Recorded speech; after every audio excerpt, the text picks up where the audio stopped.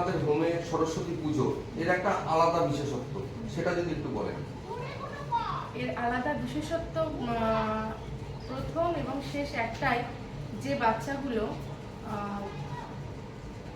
যেটা ওদের অধিকার, শিক্ষা, স্বাস্থ্য, চিকিৎসা, সেই শিক্ষা প্রথম যে ওদের যেটা অধিকার, রাইট, সেটাই ওরা বঞ্চিত হচ্ছিল।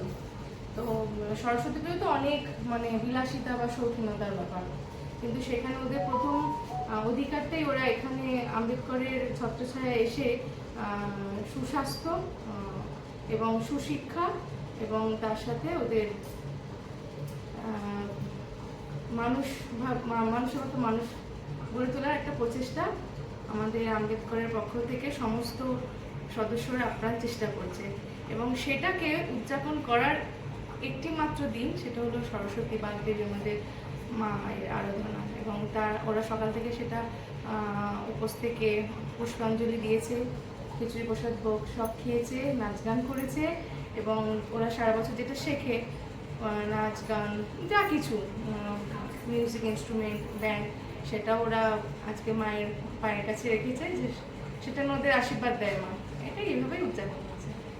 কল্যাণ ডক্টর বিয়ান্ত সেবা সমিতির আমি সদস্য, যুব শাখা।